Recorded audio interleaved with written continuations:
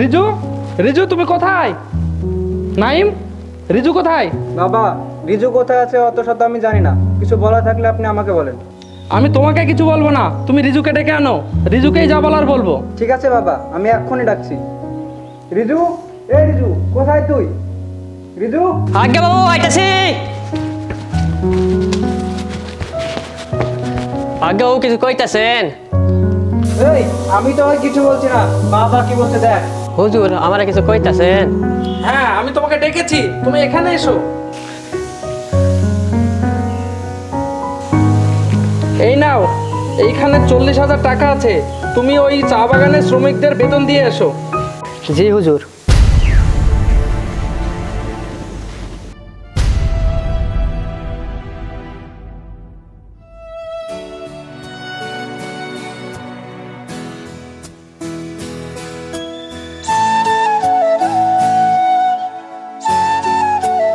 তোর ইংল্যান্ডে পড়াশোনা কেমন চলছে বল? হ্যাঁ বড়দা, পড়াশোনা ভালোই চলছে। ভাবছি এখানকার জমি জমা সব বিক্রি করে ওখানে থেকে যাব। এখানে সমাজ ব্যবস্থা অত ভালো না। আর বেচা কেনা বাবা যা লাগিয়েছে তো মনে হয় আমরা কিছু আর পাবো না, সবকিছু রিজুকেই দিয়ে দিবে। কি যে বলো দাদা, এই বাবা কেন ওই ফকিনের বাচ্চাকে এত কিছু দিতে যাবে? তুই হয়তো জানিস না, বাবা এখন আমাদের থেকে ওকেই বেশি ভালোবাসে। চল তাহলে বাবার সঙ্গে একটু কথা বলে আসি, আয়।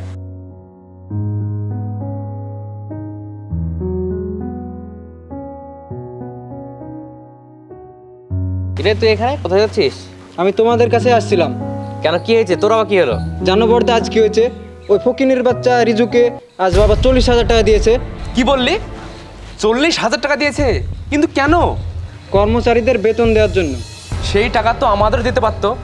বাবা কেন ওই ফকিনের বাচ্চাকে বারবার দিচ্ছে? আরে সেটাই তো বুঝতে পারছি না, বাবা কেন ওই চাকরের বাচ্চাকে এত মাথায় তুলে রেখেছে। কিছুটা ব্যবস্থা করতেই হবে দেখছি। হ্যাঁ দাদা, তুমি ঠিকই বলেছো, কিছু একটা ব্যবস্থা করতেই হবে। আচ্ছা বলতো মনির, কি করা যায় এটা? নাহলে এইভাবে চলতে থাকলে তো একদিন আমরা নিঃস্ব হয়ে যাব। দাদা, যেভাবে হোক ওকে এখান থেকে সরাতে হবে। দাদা, আমার মাথায় একটা বুদ্ধি এসছে। আচ্ছা, কি বুদ্ধি বল? প্রথমে ওকে বাবার চোখে অপবাদ দিয়ে খারাপ করব, তারপর ওকে জ্যান্ত হত্যা করব। আচ্ছা, তাহলে কি অপবাদ দিবা? ওই যে 40,000 টাকাটা বাবা দিয়েছে না, ওটাই সরাতে হবে।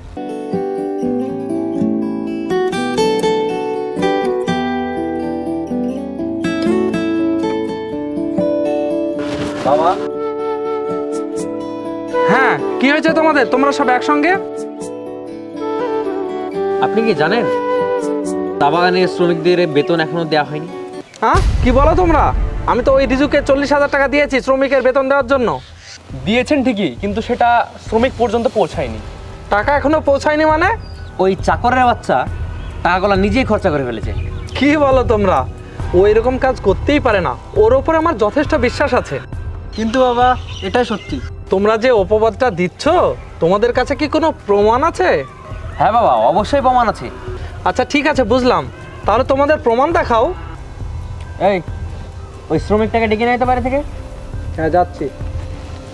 আজ তোমরা রিজুর নামে যে অপবাদ দিচ্ছ, এটা যদি প্রমাণ না করতে পারো তোমাদের কি অবস্থা হবে ভেবে দেখেছো? বলুন হুজুর। তোমরা কি বেতন পেয়েছো? আগে না হুজুর। আচ্ছা ঠিক আছে, তুমি যাও তাহলে। এবার প্রমাণ হলো তো বাবা? হ্যাঁ, ওর কঠিন শাস্তি দেওয়া হবে। আমার সঙ্গে বিশ্বাসঘাতকতা করার ওর একমাত্র শাস্তি হচ্ছে মৃত্যুদণ্ড।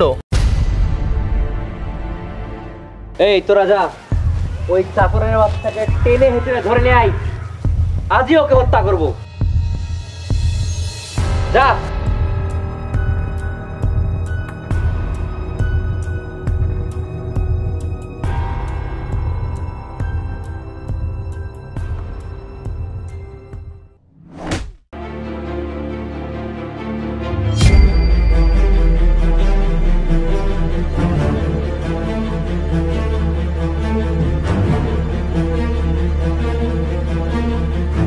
এই তোরা দুজন কি করছিস?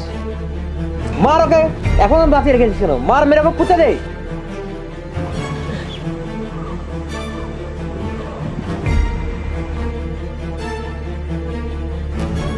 মার মার।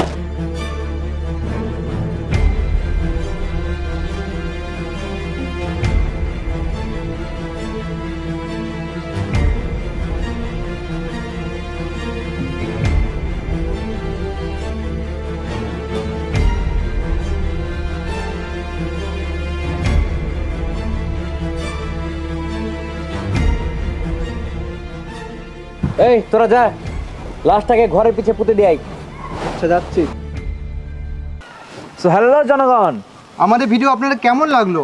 ভিডিওটি যদি ভালো লেগে থাকে তাহলে লাইক এন্ড সাবস্ক্রাইব অবশ্যই করবেন।